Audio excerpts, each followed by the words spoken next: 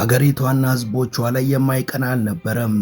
መንግስት ለዜጎቹ የሚያደርገው ሁሉ ለበርካታ አፍሪካውያን የህልም እንጀራ ነበር። ከመኖሪያ ቤት እስከ ትምህርት ቤት፣ ከሕክምና እስከ ሰርግ ወጪ ድረስ የሚሸፍን መሪና ውብ ሀገር ነበራቸው። ከአንዳንድ የአውሮፓ ሀገራትም የበለጠ። ቀብጠውና ተታለው ግን መሪያቸውን ጋዳፊን ገለው ለ14 ዓመታት ስቃይና መከራ ውስጥ የገቡት ሊቢያውያን አሁን አዲስ የተስፋ ጮራን አሻግረው ማየት ጀምረዋል። ይህን ተስፋ በውስጣቸው የዘራው ደግሞ የሙአመር ጋዳፊ ቆራጥ ልጅ የሆነው ሰይፍ አልኢስላም ነው። ሰይፍ ከዛሬ 7 ዓመት በፊት የሊቢያ ፖለቲካ ላይ የነቃ ተሳትፎ ያደርግ ነበር። ይህን ተከትሎ ምዕራባውያኑ በዓለም አቀፍ የጦር ወንጀለኞች ፍርድ ቤትና በሀገር ውስጥ ታጣቂዎች አስፈርደውበት ነበር። እሱም እነዚያን ከባድ ዓመታት በግዞት ሌላ ሀገር ተሰዶ ካሳለፈ በኋላ አሁን በልበ ሙሉነትና በቆራጥነት ወደ ሊቢያ ተመልሷል። ቀጣዩ ምርጫ ላይም እንደሚሳተፍ አሳውቋል። ሁለት ታጣቂ መንግስቶች የተቀራመቷትን ሀገሩንም አንድ እንደሚያደርግ ገልጿል። የሀገር ሽማግሌዎችና የጎሳ መሪዎችም ድጋፋቸውን እየገለጹለት ነው።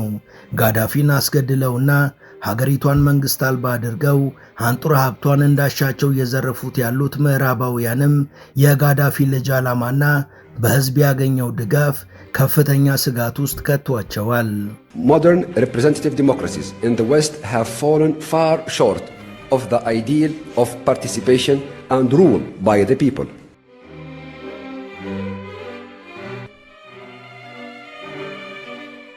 ሰላም ጤና ይስጥልን። በመላው ዓለም የምትገኙ ውድ የመሿለኪያ ቤተሰቦች በዛሬው መሰናዷችን የጋዳፊ ልጅ ስለሆነውና ገና ከወዲሁ ምዕራባውያኑ ጥርስ ስለነከሱበት በተቃራኒው ሊቢያውያን ተስፋ ስለጣሉበት ሰይፍ አልኢስላም እናወጋችኋለን።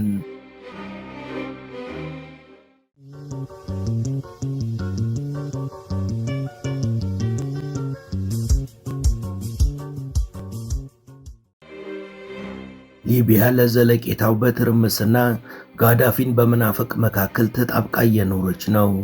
በሊቢያ ዛሬም አለመረጋጋት እንደነገሰ ነው። ሲያቀብጣቸው ለጋዳፊ ጀርባቸውን ሰጥተውና እነ አሜሪካ ጠመንጃ ያስነገቧቸውን ደግፈው ራሳቸውንና ሀገራቸውን መቀመቅ ውስጥ የከተቱት ሊቢያውያንም በእጅጉ እየተቆጩ ነው፣ እየተጸጸቱ ነው። የሟቹ የሙአመር ጋዳፊ ልጅ ሰይፍ አልኢስላም ጋዳፊ የሚሰነዝሩበትን ተደጋጋሚ ጫና ተቋቁሞ ዳግም ብቅ ብሏል። ከአፍሪካ የሚዲያ አውታሮች እስከ መካከለኛው ምስራቅ ሚዲያዎች ድረስ በርካታ ምንጮች ጸጥ ያለ ነገር ግን ዓላማ ያለው ከባድ ሰው እንደሆነ አድርገው እየዘገቡ ነው። ወደ ቦታውም ለመመለስ እያኮበኮበ እንደሆነ ተናግረዋል።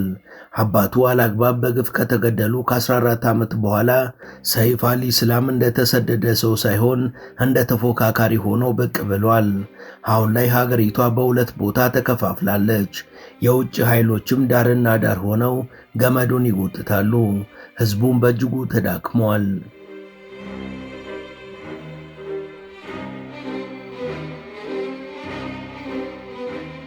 ነገር ግን በዚህ ወቅት ፍርሃትን፣ አክብሮትንና የማወቅ ጉጉትን የሚቀሰቅስ አንድ ሰው ብቅ ብሏል።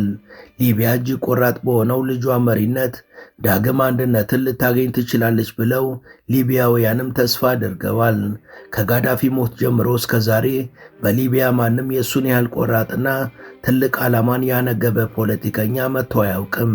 አንዳንድ ሰዎች ከዜና ርዕስነት ሲርቁ ለዘላለም የጠፉ ይመስላሉ። ሰይፍ አልኢስላም ጋዳፊ ግን የሕሳቤ ስህተት እንደሆነ በተግባሩ አሳይተዋል። ለ14 ዓመታት ሰፊ ሽፋን ተሰጥቶት ከታየ በኋላ በግዞት ወደ ሌላ ሀገር ሄዶ በአንድ ወቅት የተሰደደ ሰው ተብሎ የተፈረጀው ሰው አሁን በድንገት ከነግርማ ሞገሱ ብቅ ብሏል። በድብቅ ሳይሆን አንገቱን ቀና አድርጎ አዎ ይሄን አቅጃለሁ በሚልም ባልተጠበቀ መረጋጋትና በራስ መተማመንም ህዝቡን እየቀሰቀሰ ይገኛል። His name is Saif al-Islam Gaddafi, the son of Muammar Gaddafi, the man NATO killed in 2011. For over a decade, the world thought his story ended in a prison cell, but he never left, he never ran, and now he's back with one clear message: I'm coming for what's mine.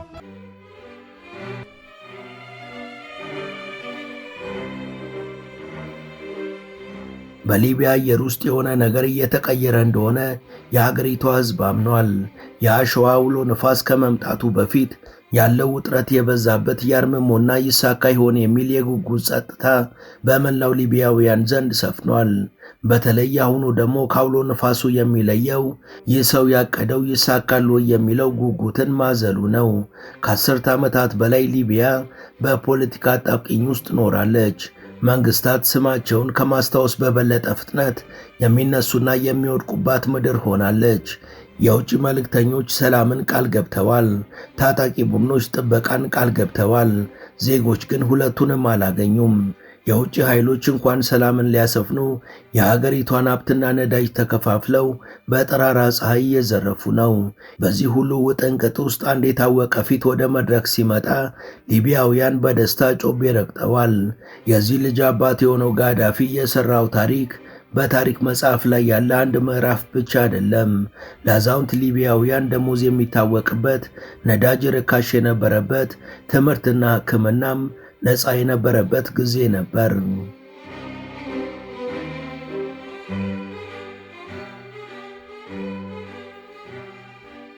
በ2010 የሀገሪቷ የነፍስ ወከፍ ገቢ $11600 የነበረ ሲሆን ከአጠቃላይ ህዝቡ የተማረው የሰው ኃይልም ወደ 87 በመቶ ከፍ ብሏል።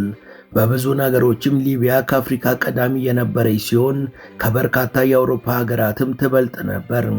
ጋዳፊ በ2011 ከስልጣን ሲወገዱ ሊቢያ ከ150 ቢሊዮን ዶላር በላይ የውጭ ምንዛሪ ክምችት ነበራት። ይህ ሁሉ ሀብትና ማህበራዊ ስኬት ህዝቡ የሰራውን አስከፊ ስህተት ያሳያል።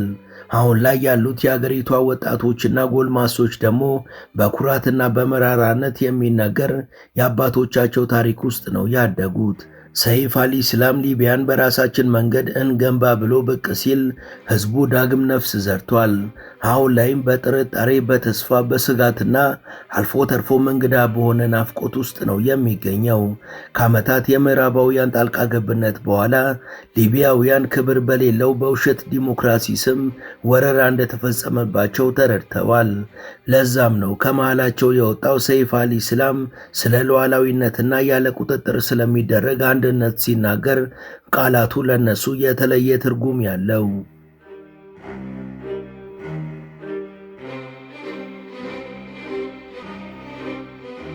እሱ የሚናገረው ርዕዮተ ዓለም ሳይሆን የህዝቡን ቁጭት ወደ ተስፋ የለወጠ መልእክትና አቋም ነው። የእሱ ወደ ሊቢያና ወደ ፖለቲካው መመለስ ፖለቲካዊ ሞገድ ብቻ አይደለም፣ ስነ ልቦናዊ ፈተናም ነው። ሊቢያውያንና አፍሪካውያን ቆም ብለው እንዲያስቡና በእጅጉ ቁርጠኛ እንዲሆኑ ያደርጋል። የጋዳፊ መውደቅ የጭቆና መጨረሻ ነበር ወይስ የብዝበዛ መጀመሪያ ለሚለው ደግሞ የሊቢያ ህዝብ አሁን መልሱን አውቋል። ያኔ እንደተሸወደም ገብቶታል። ሊቢያ አሁን ላይ የራሷን ነፃነትና ሉዓላዊነትን አታለች። በ2011 በትዕቢት አመፅ ጋዳፊን ካስወገዱ በኋላ የሀገሪቷ ኢኮኖሚ በአንድ ዓመት ውስጥ በ50.3% ቀንሷል። ይህም እስከ ዛሬ በዓለማችን ከተመዘገቡ እጅግ የከፉ ውድቀቶች አንዱ ነበር። በ2024 የሀገሪቷ የነፍስ ወከፍ ጠቅላላ ምርት 65 በመቶ ብቻ መሆኑ ደግሞ የውድቀቱን ጥልቀት የሚያሳይ ነው። የጋዳፊ ልጅ ሰይፍ አልኢስላምም ያለ ምክንያት አልመጣም። ከ2024 መጨረሻ ጀምሮም በስብሰባዎች የጎሳ አለቃዎችንና ሽማግሌዎችን በመጎብኘትና በአባቱ ዘመን ስልጣን ከነበራቸው ሰዎች ጋርም ሚስጥራዊ ስብሰባዎችን አድርጓል።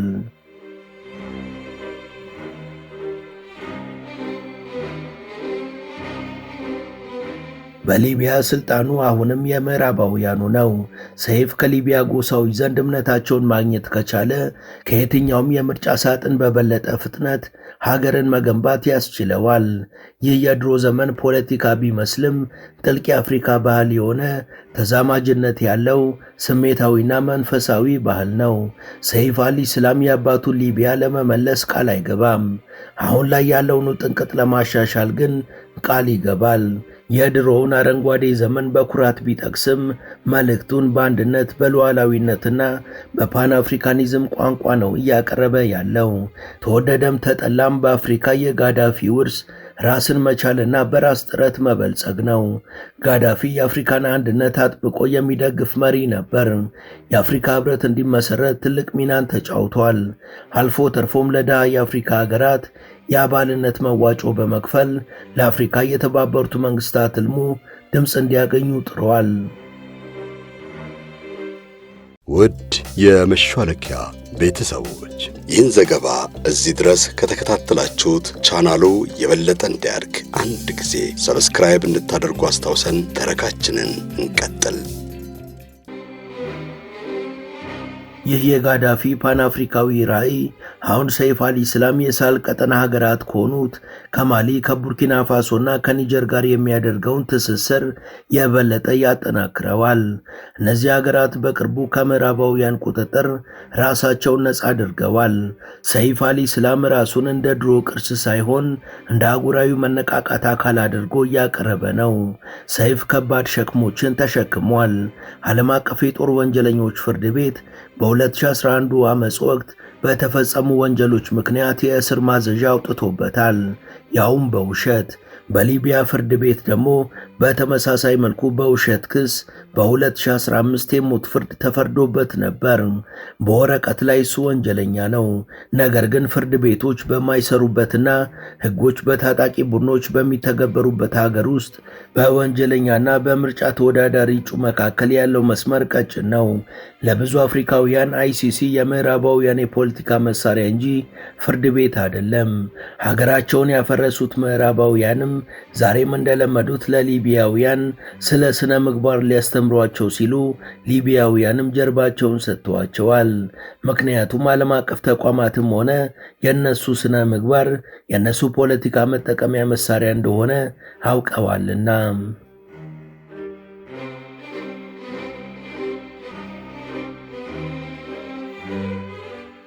ናፍቆት የሚለው ቃል በሊቢያ ውስጥ ትልቅ ክብደት አለው። አዛውንቶች ነዳጅ ርካሽ የነበረበትንና የምግብ ድጎማ የነበረበትን ጊዜ ይናፍቃሉ። ከዚያም በላይ ጋዳፊ በታላቁ ሰው ሰራሽ ወንዝ ፕሮጀክት አማካኝነት ከሳራ በታች ያለውን የከርሰ ምድር ውሃ ወደ ሰሜን ሊቢያ ከተሞች በማምጣት የሀገሪቷን የውሃ ችግር ለመፍታት ሞክሮ ነበር። ይህ ፕሮጀክት 25 ቢሊዮን ዶላር ወጪ የተደረገበትና 4000 ኪሎ ሜትር ርዝመት ያለው ግዙፍ የምህንድስና ሥራ ነበር። ይህ ሁሉ ስኬት የሰይፍ አልኢስላምን ተነሳሽነት መጨመሩና ሕዝቡም እሱ ላይ ተስፋ አድርጎ በወኔ ከጎኑ እንዲሆን ያደርጋል። ሕዝቡ ዛሬ ላይ ሀገር የሚወድና ለሀገር የሚሰራ መንግስት በሊቢያ እንዲኖር ይናፍቃል። ከ10 ዓመታት በላይ ከዘለቀ ጦርነት፣ ትርምስና ክህደት ጎን ለጎን ፍትህ እንኳን እንደ ቅንጦት መታየት ጀምረዋል። ሰዎች ጥፋተኛ ማን ነው ብለው መጠየቅም ያቆማሉ። ይልቁንም ይህንን ማን ሊያስተካክለው ይችላል ብለው መጠየቅ ጀምረዋል። ሰይፍ አልኢስላምም ይህን ለውጥ እየተጠቀመበት ነው። ከአጋሮቹ ጋር ስለ ሊቢያዊ መፍትሄዎችና ስለ አፍሪካዊ እርቆች ይነጋገራል። አሁን ያለው እውነተኛ ፍትህ በፍርድ ቤት ሳይሆን ቤቶችን በመገንባትና የሕዝቡን ሰላም በማስጠበቅ እንደሆነ አበክሮ ይገልጻል።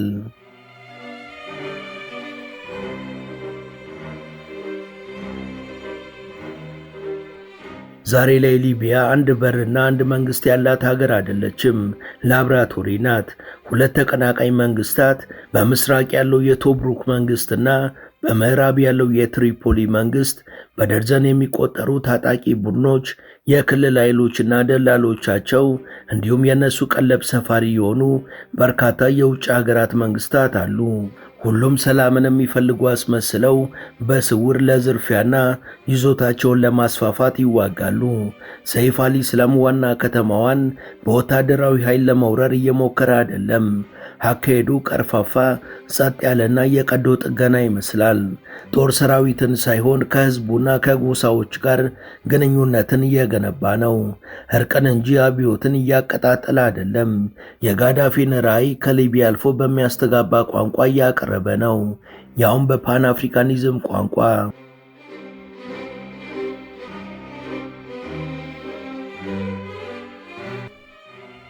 በሊቢያ የፖለቲካ መድረክ ላይ የውጭ ኃይሎች ጣልቃ ገብነት እጅግ ውስብስብ ነው።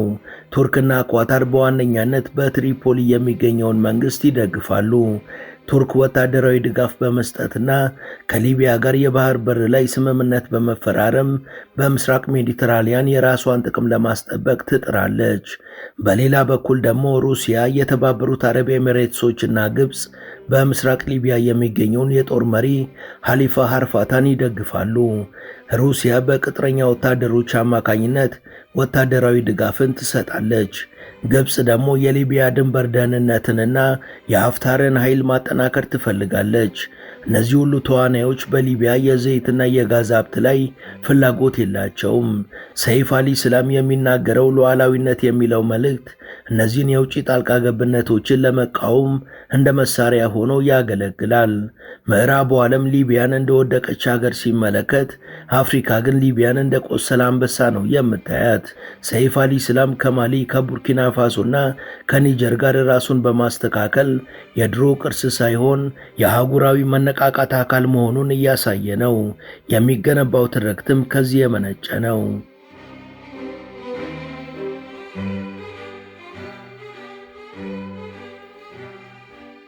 አባቴን ያጠፉት አፍሪካን አንድ ማድረግ ስለፈለገ ነው።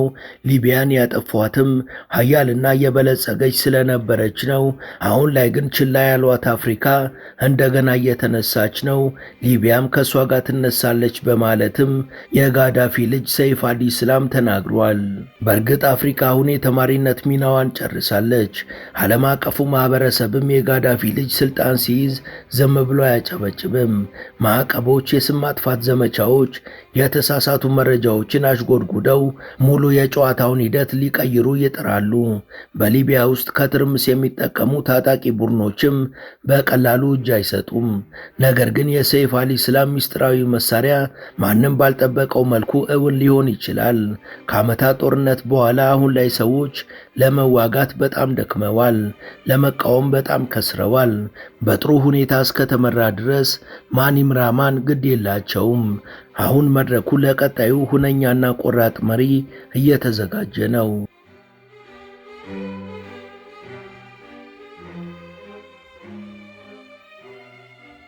የምዕራባውያኑ ተላላኪ የሆኑ ታጣቂዎች አሁንም እየተንቀሳቀሱ ነው። እናም የጋዳፊ ልጅ በዚሁ አካሄዱ ከቀጠለና ስልጣንን ከማሸነፉ በፊት ህዝቡን ካሸነፈ መሪነቱን ጨብጦ የሊቢያን ስልጣኔና ማንነት መልሶ ማሳካት ይችላል። የሰይፍ አልኢስላም መመለስ የሊቢያ ታሪክ ብቻ ሳይሆን የመላው አፍሪካን የፖለቲካ ካርታ ሊቀይር የሚችል ትልቅ ክስተት ነው። ይህ የሰይፍ አልኢስላም ታሪክ የናፍቆት፣ የድካም፣ የሉዓላዊነትና የፍትህ ጥያቄዎችን ያስነሳል። አሁን ላይ ሊቢያ የጭቆናዋን ማብቂያ አገኘች ወይስ በአዲስ መልክ የሚጀምር የብዝበዛ መጀመሪያ ነው የሚለው ጥያቄም አሁንም እየተጠበቀ ነው። ሰይፍ አልኢስላም የድሮውን ስርዓት መንፈስ ይዞ የመጣ አዳኝ ነው ወይስ አዲስ ትርምስ ፈጣሪ ነው የሚለውም ሌላው ጥያቄ ነው። መልሱ ደግሞ ያለው በሊቢያውያን እጅ ላይ ነው። አንዳንድ ጊዜ የአንድ ሀገር ታሪክ ለመላው አህጉር መስታወት ይሆናል ይባላል። ሊቢያም አሁን ላይ በዚህ ልክ የአህጉሩ መስታወት ልትሆን ትችላለችም እየተባለ ነው።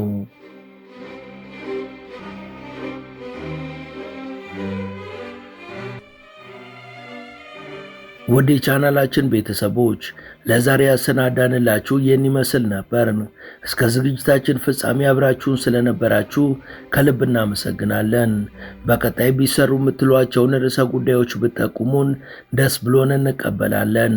ቻናላችንን ሰብስክራይብ ማድረግ፣ የደውል ምልክቱን መጫንና ላይክ ማድረግ አትዘንጉ እያልን ለዛሬ በዚሁ ተሰናበትን። መልካም ጊዜ።